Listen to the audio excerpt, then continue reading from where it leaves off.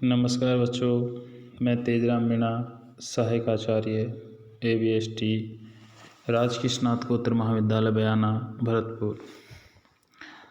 आज के इसी लेक्चर में हम सामग्री नियंत्रण की तकनीक में हम आगे नंबर 4 पर सामग्री नियंत्रण की तकनीक सामग्री आवर्त अनुपात ज्ञात करना उसके संबंध में और सामग्री नियंत्रण की ABC प्रणाली यानी ABC system of control material control के बारे में अध्ययन करेंगे।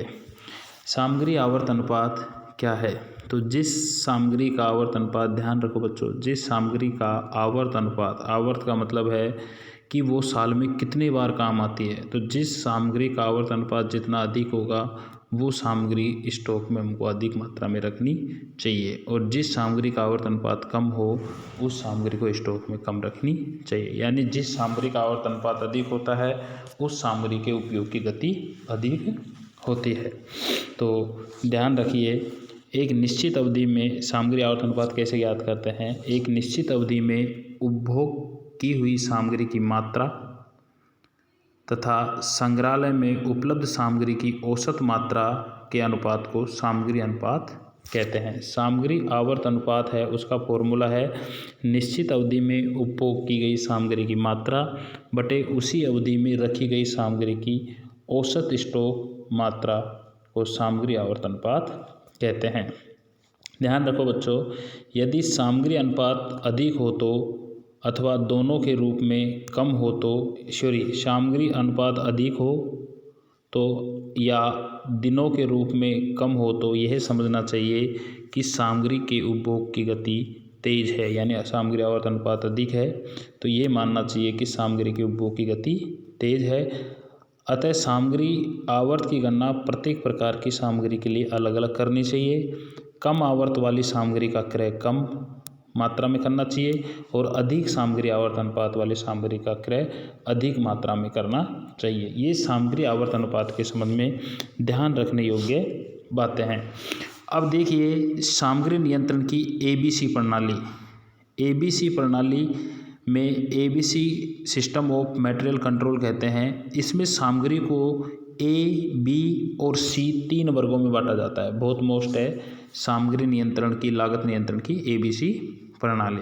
इसमें सामग्री को A, B, C 3 उसमें रखा जाता है, यानी A श्रेणी में उस सामग्री को रखा जाता है जो मात्रा के रूप में तो 10 से 15% हो और लेकिन मूल्य में महंगी होने के कारण उसका मूल्य 70 से 85% तक उसमें पैसा लगा हुआ हो। B श्रेणी में ऐसी सामग्री को रखा जाता है जो मात्रा और मूल्य दोनों में औसतन 20 से 30% हो, और C श्रेणी में ऐसी सामग्री को रखा जाता है जो कुल सामग्री का मात्रा में 50 से 70% हो और मूल्य में 10 से 15% हो। बच्चों ध्यान रखने योग्य बात यह है, क्योंकि ये सामग्री नियंत्रण के यानी सामग्री को नियंत्रित करने, सामग्री के रख रखाव, सामग्री में पैसा कितना इन्वेस्ट लगाए उसके आधार पर सामग्री को 3 भागों में बांटा जाता है। आप एक दुकान की तरफ देखिएगा, कोई भी अगर परचूनी की दुकान वाला आदमी होता है तो जो सामग्री अधिक मूल्य की होती है उनको कम मात्रा में खरीदता है, क्योंकि और उनको A श्रेणी की सामग्री मानी जाती है। जो कम मूल्य की जो अधिक मूल्य की होती है उनको A श्रेणी में रखी जाती है और उनको उस सामग्री के स्टॉक को सुरक्षा की दृष्टि से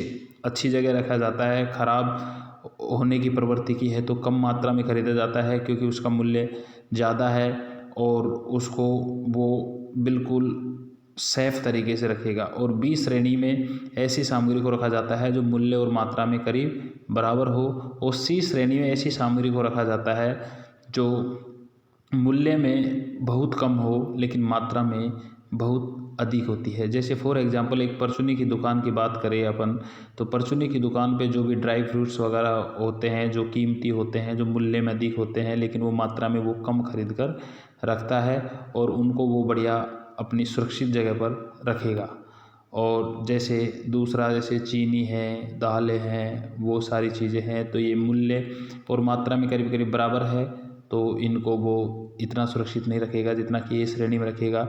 और सी श्रेणी में जो मूल्य में बहुत कम है, जैसे नमक हुआ, नमक के कट्टे हैं, परचूनी दुकान वाला रात को भी बाहर ही छोड़ जाता है क्योंकि उनका मूल्य अपेक्षाकृत कम है, लेकिन वो स्थान बहुत ज़्यादा घेरते हैं और वो कुछ ज़्यादा क्वांटिटी में बिकती है और ज़्यादा क्वांटिटी में रखे जाते हैं। तो ऐसे प्रकार के स्टॉक पर नियंत्रण भी कम रखा जाता है। धन्यवाद।